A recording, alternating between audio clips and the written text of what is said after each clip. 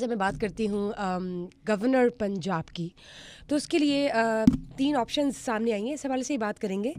कायरा, नदीम अफजल चंद और अहमद महमूद की। इन तीनों के नामों पर गौर किया जाए for the upcoming governor of Punjab. जी हाँ।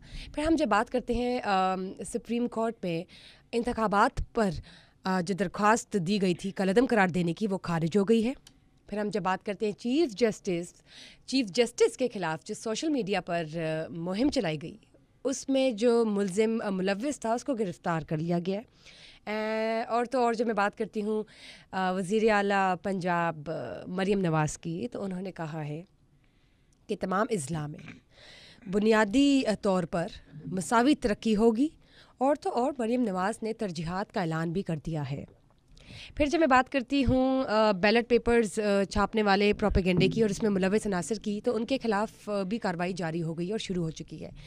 इसके अलावा हम पीटीआई के बारे में भी जानेंगे और तो और हम जानेंगे नई हुकूमत जो इस वक्त बनी है स्टेबिलिटी की तरफ जा रही है, still in the middle of क्या कह लें, किसको कौन सी सीट मिलेगी, वज़ीर आज़म कौन है, वज़ीर आला कौन है, and there so much more to talk about.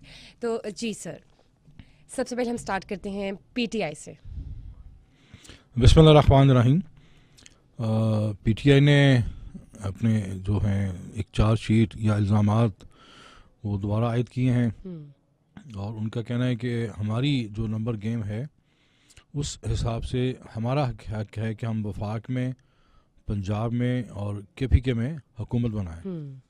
और उनका ये क्लेम है कि अगर फॉर्म 45 के हवाले से अगर नतायज मुरतब होते हैं जो एक कानूनी आइनी तकादा है, तो उस के हवाले से वो अपनी कामयाबी का दावा करते हैं। लेकिन सरेदस्त जो है हक़ाइक़ उससे बिल्कुल मुख्तलिफ हैं।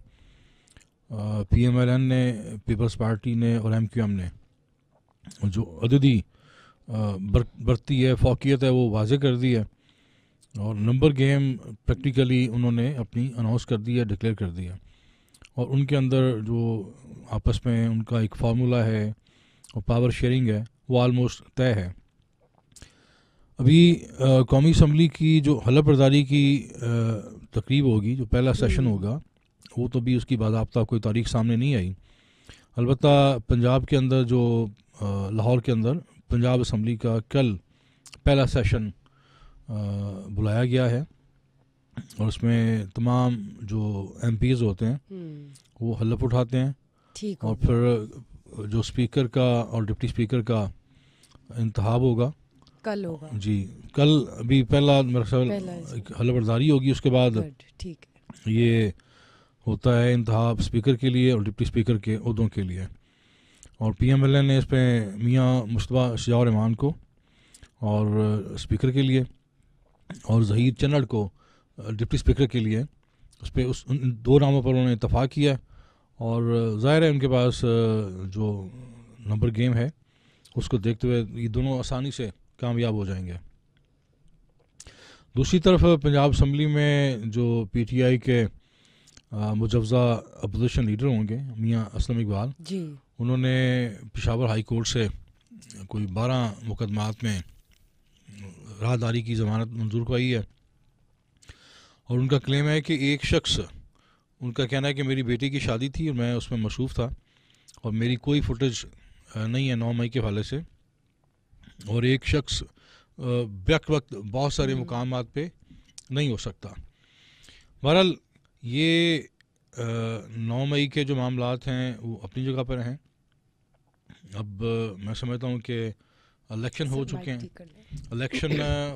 हैं और हमने इस जमहूरियत को आगे लेके चलना है, मुस्तहकम करना है और जो मुंतखब ईवान हैं या जो भी हुकूमतें आती हैं उन पर अब ये छोड़ दिया जाए कि वो 9 मई को किस तरह लेके चलते हैं। पहली बात तो ये है, मैं एज ए पाकिस्तानी अर्ज़ करूँगा कि हम एक दूसरे की गलतियाँ माफ़ करके ही आगे बढ़ सकते हैं। इस वक्त पाकिस्तान के अंदर जो एक अदम इस्तेकाम की सूरत हाल है, वो डिमांड करती है कि तमाम सियासी जमातें एक दूसरे का एहतराम करें, नफ़रत की सियासत ये ब्लेम गेम का जो रुझान है इसकी हौसला शिकनी होगी। सियासतदान अगर मुफाहमत को, रवादारी को, बुर्दबारी को फ़रोग़ देंगे और एहतराम के साथ एक दूसरे के साथ इख्तलाफ करेंगे, दलाइल से बात करेंगे, तो यकीनन ये जो रवैये हैं, ये जो सोच है, ये मुंतकिल होगी माशरे के अंदर। और अवामी सतह पर जितनी नफ़रत है, इंतहा पसंदी है और तशद्दुद और तासुब है एक दूसरे के साथ सियासी बुनियादों पर, हैरत की बात यह है कि मजहबी एक दौर था जब मजहबी फ़िरका वारियत थी, लोग एक दूसरे के फ़िरके के ख़िलाफ़ बात करते थे और अपने फ़िरके के ख़िलाफ़ बात बर्दाश्त नहीं करते थे। वो दौर अल्लाह के शुक्र है माजी का किस्सा बन गया है। अब बहुत हद तक बेहतरी आई है। अब मुख्तलिफ मसाले के लोग एक दूसरे के साथ नमाज भी पढ़ते हैं, एक दूसरे का एहतराम करते हैं। लेकिन जब हम सियासी सतह पर देखते हैं तो सियासी सतह पर ये जो तकसीम है ना, सियासी नज़रियात की बुनियाद पर, ये गहरी हो रही है। इसको भी हमने ख़त्म करना है। जिस तरह हमने मजहबी फ़िरका वारियत पर काफ़ी हद तक काबू पा लिया है और इस तरह ये जो सियासी कशीदगी है, तनाव है और नफ़रत का माहौल है, इसको हमने ख़त्म करना है।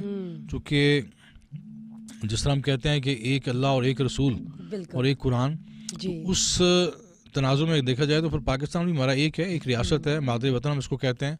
तो हमें ये जो मामूली से इख्तलाफात हैं, हमने इसी माशरे में रहना है और इस मुल्क की हमने खिदमत करनी है। हम सब इस मुल्क के फ़र्जंद हैं, बेटे हैं।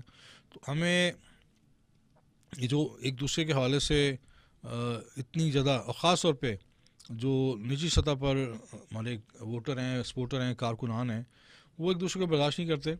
हालांकि उनके जो नुमाइंदे हैं या उनकी जो लीडरशिप है वो पार्लियामेंट के अंदर एक साथ बैठते हैं, उनकी गुफ्तगू भी होती है, मुसाफा भी करते हैं, वो एक दूसरे को गले भी मिलते हैं, एक दूसरे की खुशी गमी में शरीक होते हैं।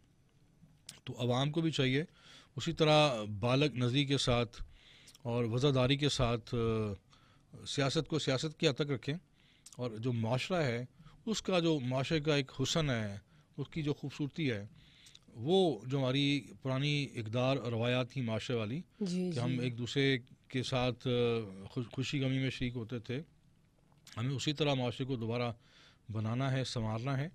और मैं समझता हूँ सियासी जो आप, हर बंदे का अपना नुक्ता नज़र है, आप अपना नुक्ता नज़र पे कायम रहें और 5 साल बाद आप यहाँ जो भी एक मुद्दत होती है इलेक्शन की, हमारे यहाँ तो खैर 5 साल कहने को है, पता नहीं चलता कब इलेक्शन हो जाए, 2 साल बाद, 2.5 साल बाद, 3 साल बाद। बहरकैफ हमें 9 मई के वाक़यात को भी फरामोश करना होगा। इतना आसान नहीं है, लेकिन इसके अलावा ऑप्शन नहीं है।